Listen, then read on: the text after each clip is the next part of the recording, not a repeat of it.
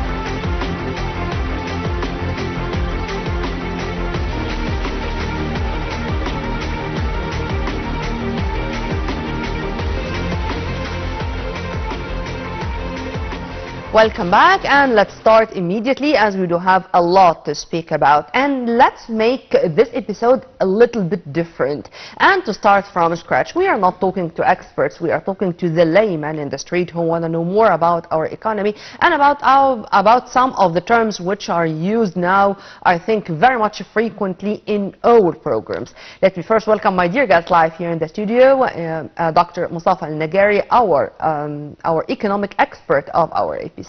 Thank you very much for being with us, sir. It's a pleasure, Namin, to be with you once again, and of course happy and blessed Adha vacation for all Muslims and specifically for the viewers of your program. Thank you, sir. As I said, I want to make this episode a little bit different. And all knew that SMEs, it's the small and medium projects. But let's talk about SMEs as a term. When it comes to this, what's the definition of an SME? When I can call this a small or medium project? And what are the most important, let's say, guarantees or factors of success, which with them I would say that, oh, this is going to be a story of success on the ground? Let's start with that. Let me tell you that SMEs is a definition which is used everywhere. It's not only in Egypt. Whenever the state cannot have the capacity to employ the new generation or the new comers, if we can say, and the new working age, and also if the private sector is not able or having the capacity to employ them, so they have to be in the field of SMEs, because this is a parallel way in the economy, and everybody, all governments are looking for the unemployment ratio, which will give them the idea about that there is no possibilities for the governments to employ or the private. So at the end, there should be a new opportunities to those who are able to work, but they don't have the opportunity to that. So this is the SMEs. So it varies from a country to another. It depends about the GDP, about the number of laborers who are participating in a small company or middle-sized company. So it differs. In Egypt, we can consider most of the companies, or 99% of them, is medium and small enterprises. So and of course there are also micro and macro even. Of course. Let us here speak about SMEs, and as we were talking before being on air, you told me that we want to start with the 4 pillars on which SMEs should depend on. Sir?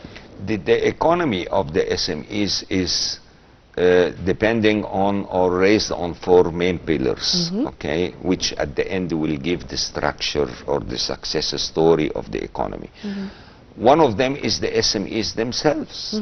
What they need, what is their intendance, what is their skills. So of course they need guidance, they need training, they need finance, they need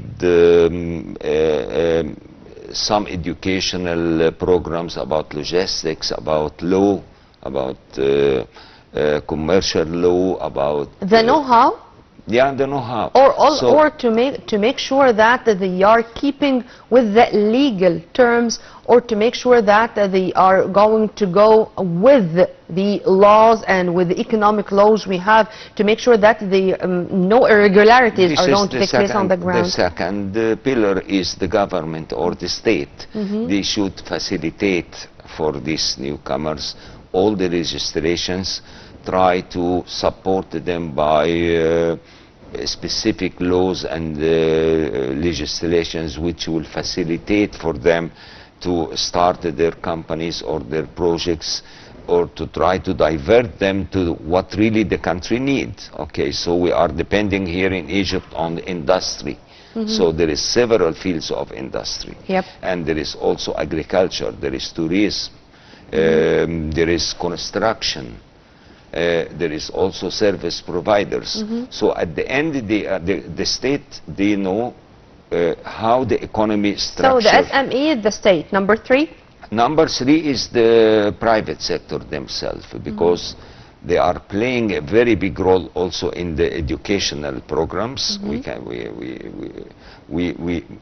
can say that most of the big business people in Egypt are owners, or either in technical schools or universities or colleges, and they are really supporting the SMEs, and there is programs that they are going to gather some of the small enterprises under their supervision umbrella, to have a bigger cluster or a bigger company to try to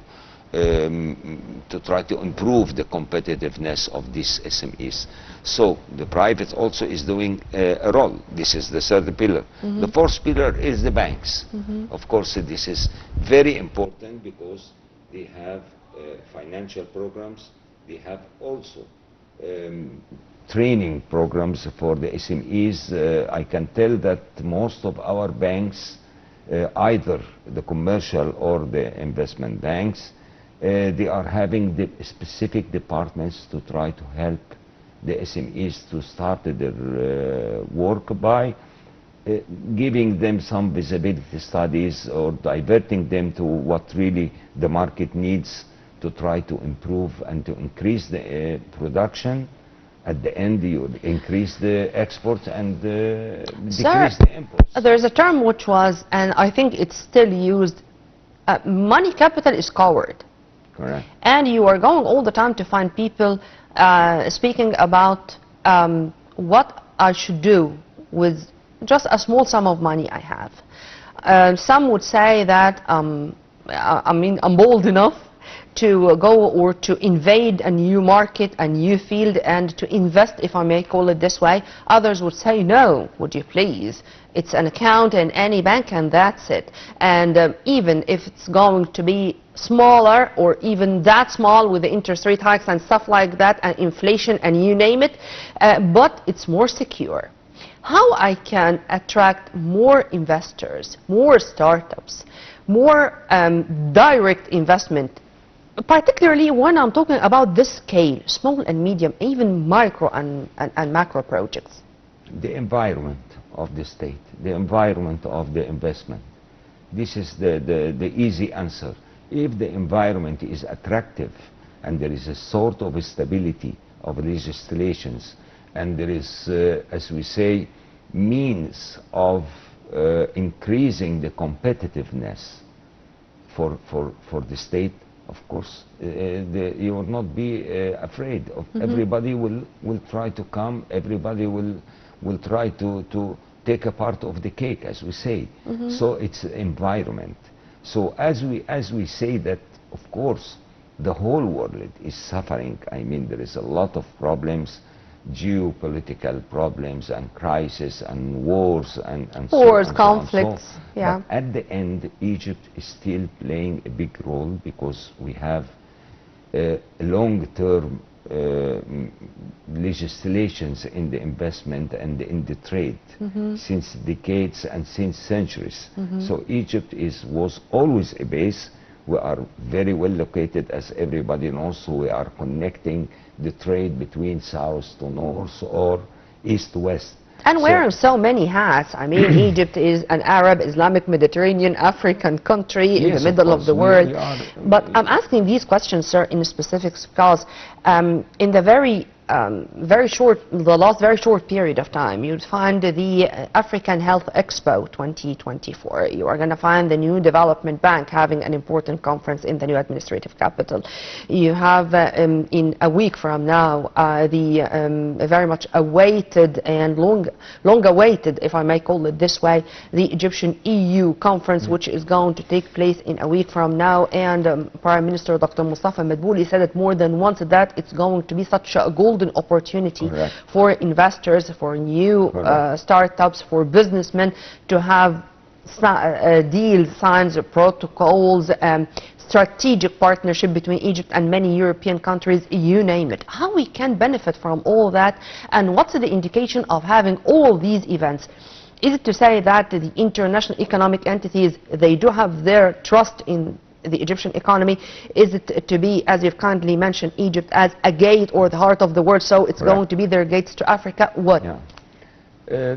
Let me tell you that we are all, if we are going just to talk about the next week meeting with the EU summit in Egypt. Of course, as you know, that the right parties are at the moment prevailing more or less in the European Commission, and at the end the right parties are having their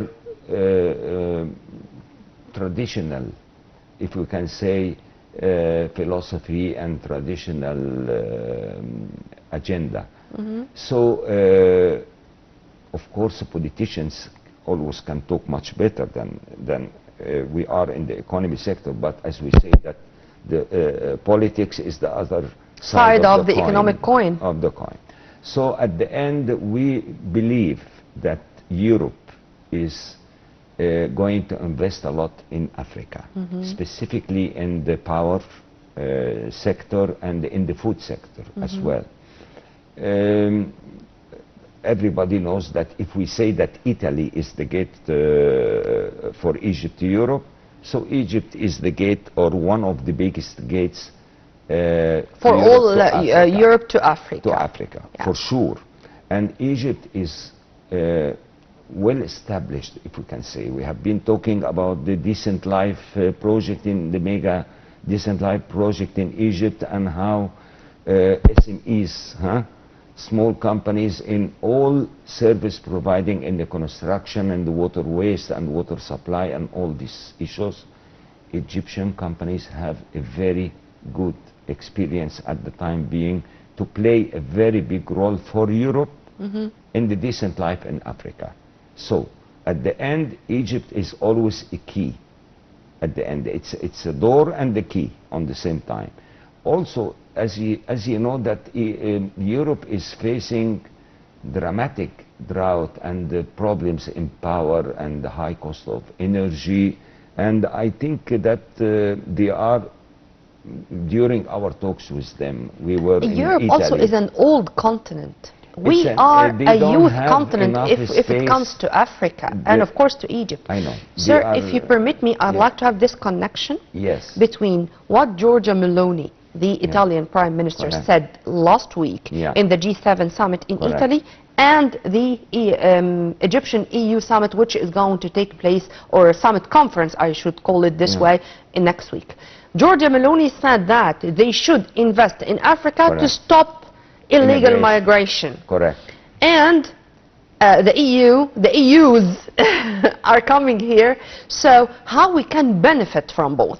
Our strategic partnership from the EU and the EU's will represented in Meloni to invest in Africa. How Egypt can have the lion's share, whether to invest in to invest here in Egypt, or to be the gate practically on the ground for them to go to Africa in what we call soft colonialism, which is a win-win situation for both countries, or for both sides of the Mediterranean, the north and the south.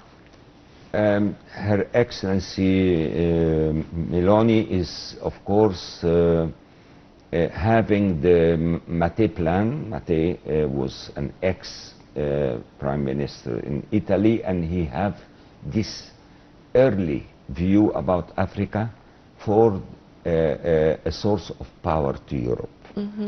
And I think that she's also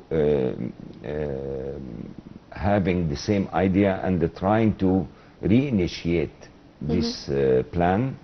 And we have announced it before that a big group of Italian business people will be here as well in Cairo by September, by mid-September, specifically for 3 or 4 sectors, which is a base of a Mattei plan. So, but in general, I think that Europe is our big strategic partner. Big partner. Italy is the main strategic partner in the European Union for Egypt. And I do believe that we have been a lot of understanding and MIUs about these projects. So they are going to discuss the food sector. And this was my coming question, sir. What are the most important fields or attracting fields for European investors here in Egypt?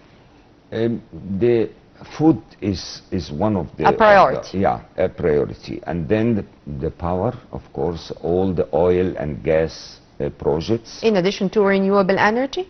Correct. The renewable energy, according to the RAI parties, I think it will be a little bit...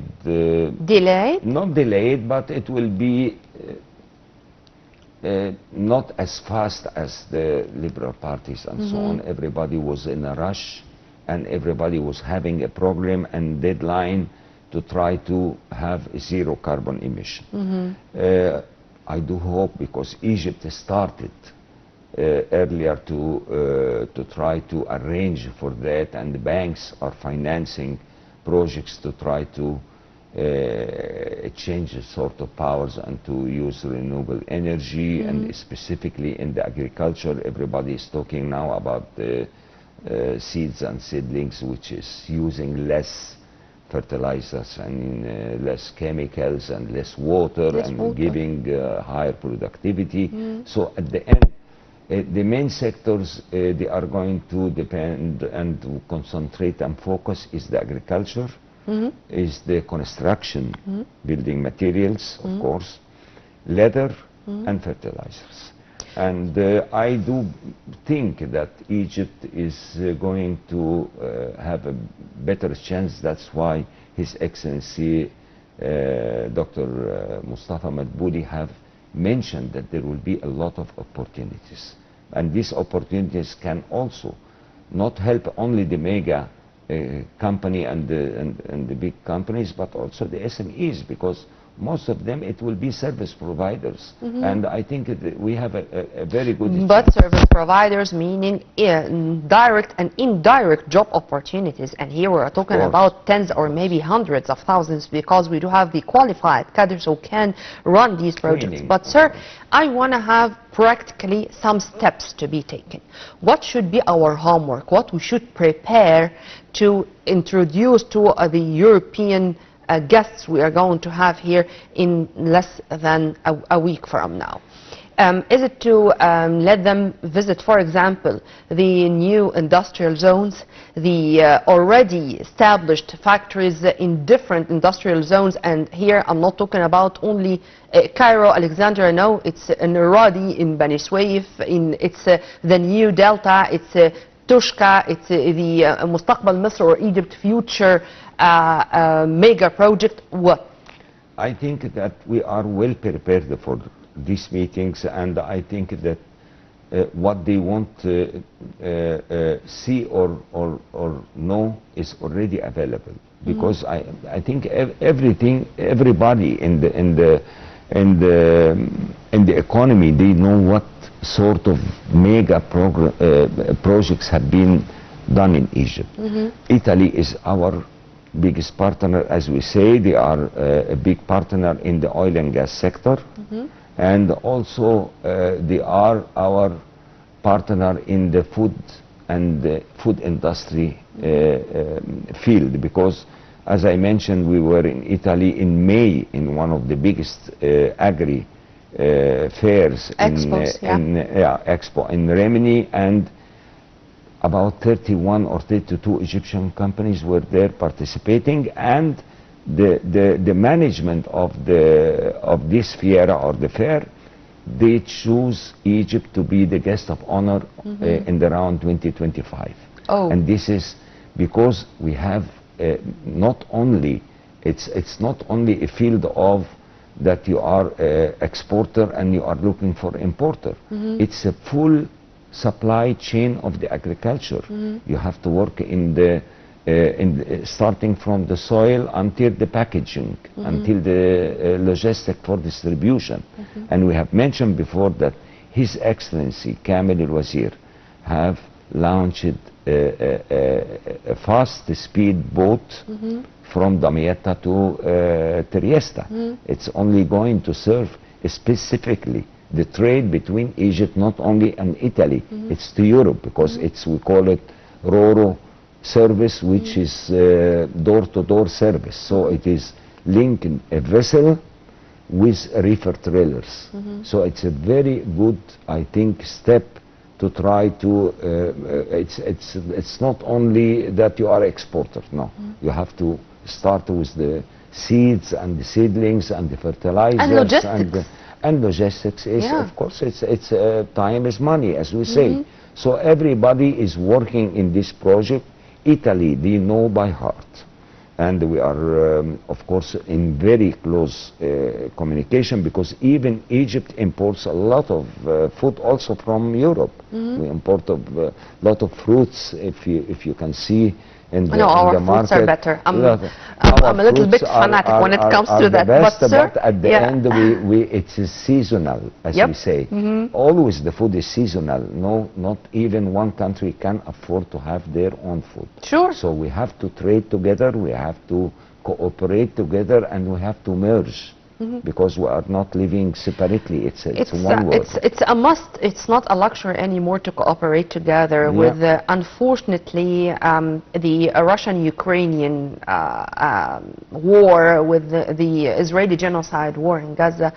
Unfortunately, sir, there are a lot of crises which have very negative impacts on the global economy, not only It is. ours. It is. But in the same time, I don't know if this is going to take us a little bit far from economy, but as you've kindly mentioned, economy and politics are Yeah, the two sides of a faces coin. of Yeah. or two sides of the very same coin.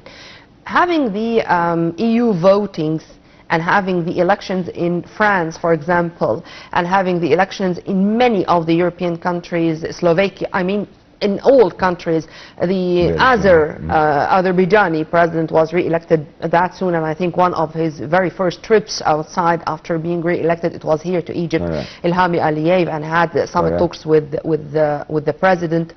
How do you see, first, having the impact of the elections and the electoral campaigns and the promises we all know about politics and how they can meet the aspirations of their people, and the impact on that on cooperation with other countries, including, of course, Egypt?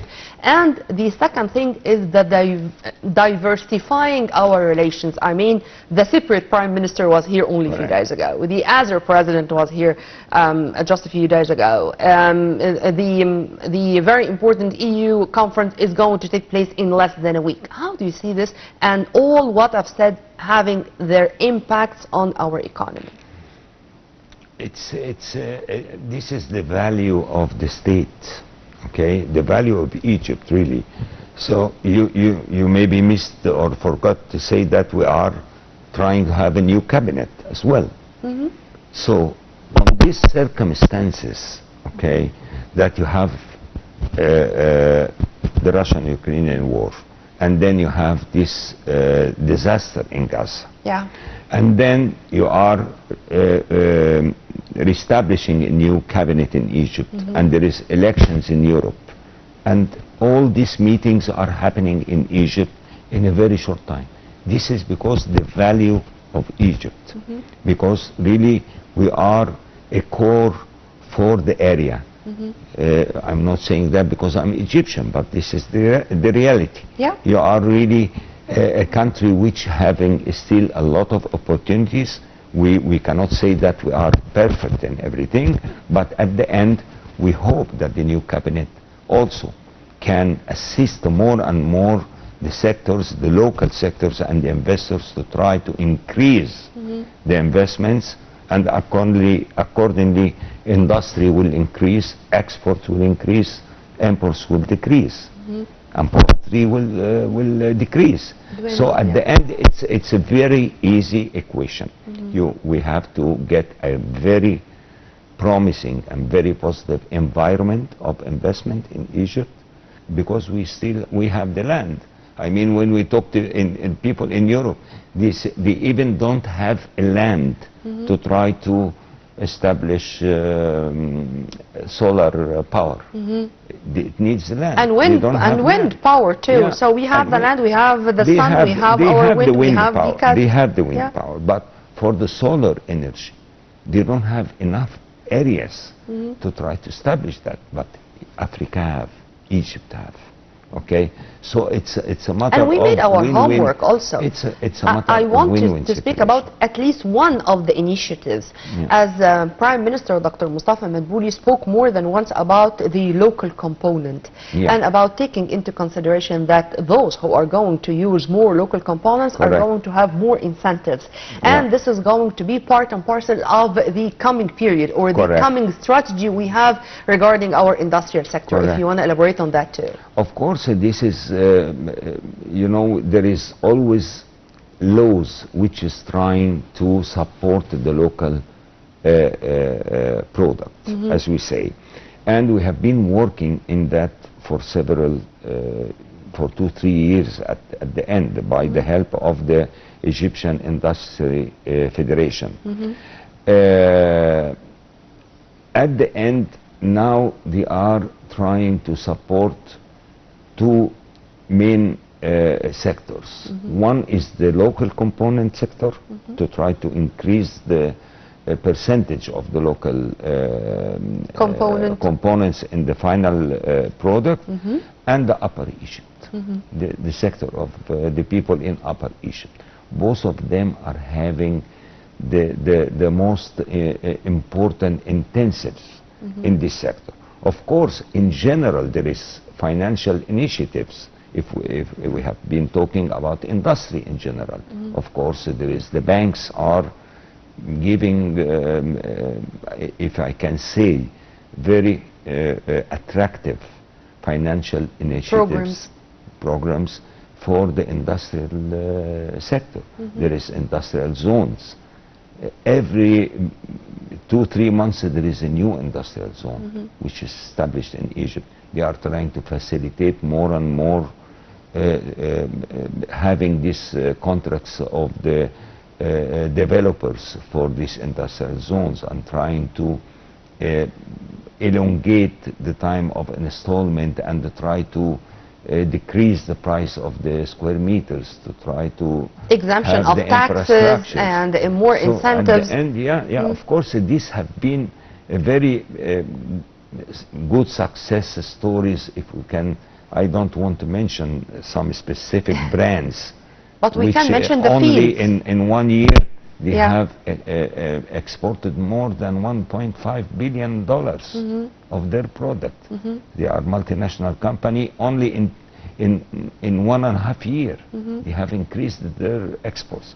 But So this is because they well studied the European markets, or the markets with which they are dealing, and so to meet the aspirations of these markets, meaning that they are going to succeed in exporting more and more of their products. And we do have this, the word competitiveness, in front of us all the time. This is, I think, in my humble opinion, the very first step to succeed. the competitiveness is a very big umbrella. Okay, it's not only the cost of labors or the low tax. No, now you have to look globally and understand that the industry is coming more and more closer to the markets. So before, everybody was investing in South Asia, and because the labors was cheap and the environment was okay, but now it's not anymore. Not anymore. Because we have faced a lot of obstacles in the logistics, and there was a big problem from supply to demand in certain times, and we have seen, many people have seen that there was no food in some destinations. One final question, sir, and so on. because I do have only 2 minutes. Yeah. There are what I can, how I can call it, the agro-industrial field. Yes. And to take into consideration that this connection between industry and agriculture, it's very important, and it's very promising and very vast field. Correct. Where is Egypt regarding that? You know, if we have been talking about the industry, about the agriculture sector and about the agri industry, and this is what we say, that in each mega project there is two main, as we say, prospects, if we can say. So one is economical and one is social. To try to increase the GDP and to increase the industry, you have to spread wide the projects in the whole country, and to try to build new societies. Horizontally, okay? Agriculture does not build new communities, agriculture, but the food sector the food industry will build that. I can give you a very easy example, and everybody knows. If you have a big farm of 1,000 acres, okay, you can just have a sort of 40 or 50 laborers, consistent laborers to right. But if you have a pack house, in each, as we say, day you can have about 600 or 700 laborers. Yeah. Every day. So you can imagine that the food sector is always trying to offer more and more job opportunities. In agriculture, Sir, we I are like depending this more and more on the machinery. I'm going to have a promise that we are going to dedicate a whole episode for the agro-industrial sector. Correct. Okay, because this is very important, I cannot find a better expert to speak with me about that. It's a pleasure. Thank you. As usual, I learn a lot and I enjoy our discussion, and it's a promise to have this very special episode. I know it's going to be special because I'm going to have a very special guest once again. Sir, thank you very much. It's a pleasure, Nimi. Thank you so much. We were very much delighted and honored to have with us Dr. Mustafa Nagari, our economic expert of our episode. And now I'm going to leave you with the most important economic events which took place in the past 7 days. Many thanks for watching. By this we come to the end of Money Means Business for this Saturday. Stay tuned on Nile TV International always for more. This was Nirmeen Abdurrahman.